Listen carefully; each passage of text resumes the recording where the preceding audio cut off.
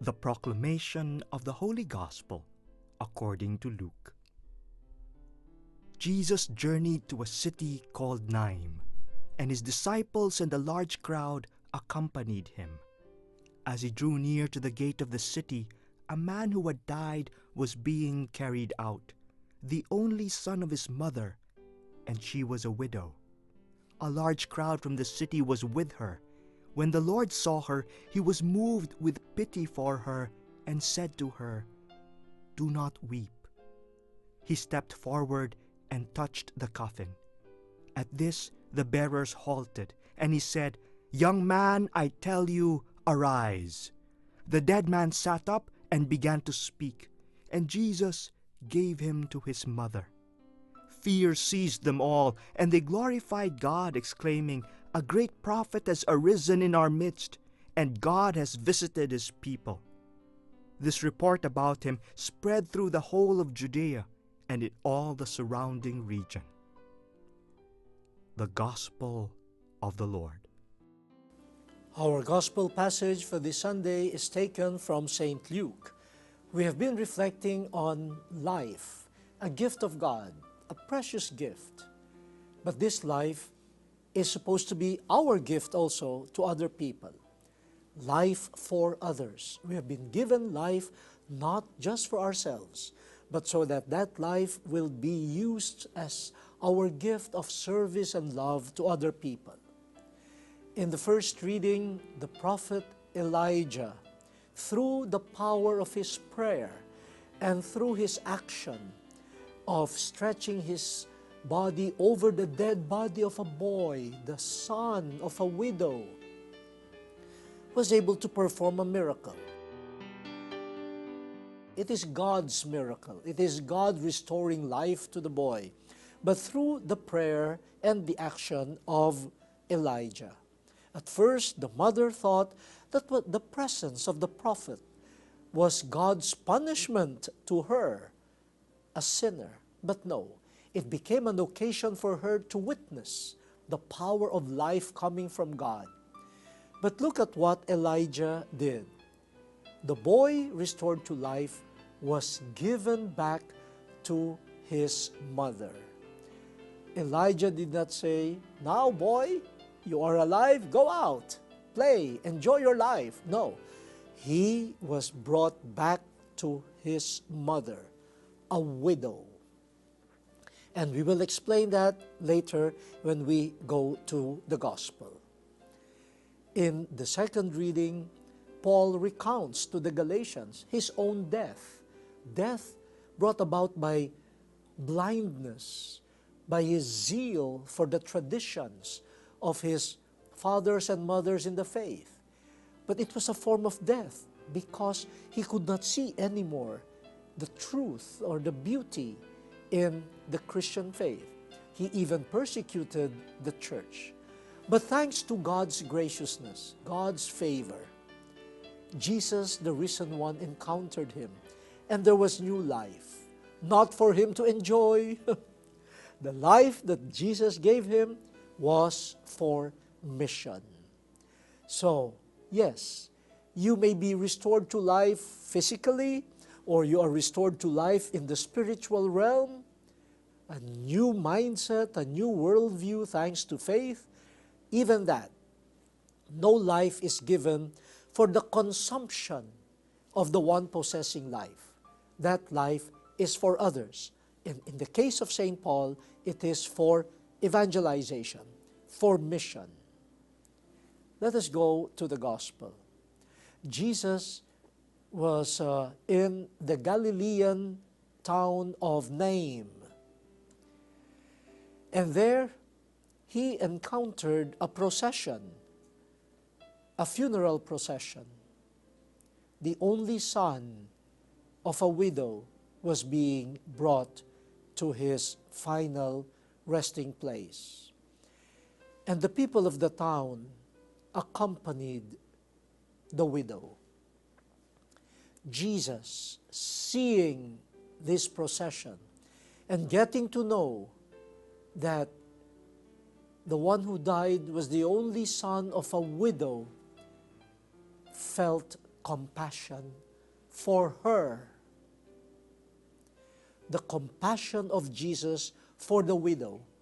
Remember, in the Jewish tradition, we find this in the Old Testament most especially, God has a special love and protection for widows because they are helpless. And in the case of this widow, the only source of help and security, her only son, is gone. So this woman is not just a widow because of the death of her husband. She is also technically a widow, an orphan, because of the death of her only son. And the heart of God in Jesus was moved with compassion and with a tenderness that only God could give. He tells the widow, "Do not cry." He asked the procession to stop.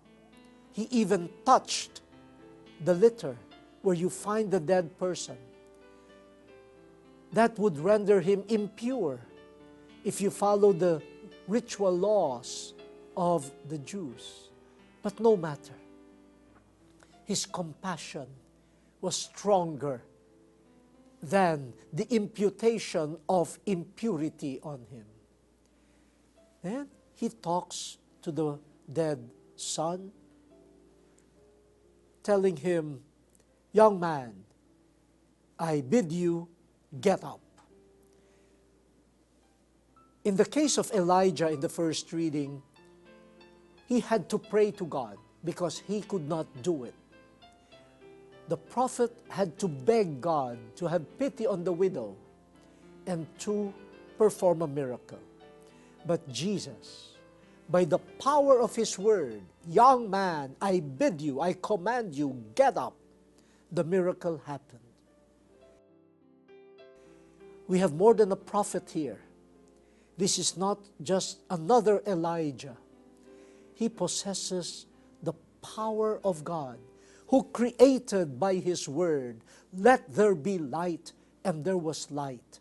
And here we have a new creation, a dead man being restored to life by the power of His word. And upon arising, what did Jesus do? Jesus gave him back to the mother, as though telling the son, "You are back to life, but that life is not just for you." In fact, the compassion of Jesus was towards the mother. And so here, my compassion for your poor mother is through a gift of your life. Go to her. Be one with her. Serve her. And you will find the meaning of the life, of your life as a son. It might be a small detail in the three readings, but it is worth reminding ourselves of. Life is precious. It is God's gift. Not even the greatest prophet, Elijah, could produce life. Only God. And only God in Jesus could restore life. That's why we should not tamper with life. But being alive is not enough. That life, a divine gift, is supposed to be lived for others. If it is lived for oneself, for one's interest, then it ceases to be a gift of God for others. Let this be a reminder to all of us. As we appreciate God's gift of life to us, let us also accept that that gift is meant to be shared. I was privileged to have been with a Vietnamese priest who was one of the boat people during the Vietnam War. Whatever savings he had, he used during those times to escape from the horror of Vietnam. But he did not have enough to bring his parents and brothers and sisters. It was just enough for himself. Imagine the pain. It was like dying. But his family allowed him to escape. So from one country to another, he finally was able also to avail of the asylum program. He spent time in the Philippines, in Bataan. And from there, he went to America, found a job, worked hard to start a new life. But then he also discovered, yes, God saved my life. God restored me to life. It should not be work for myself. It should not be earning for myself. This life must be for others. Now he's a priest. He is serving others. And the beautiful thing is, he is able to visit his family back home. He is also for them. The word has been exposed. Let us now fulfill it.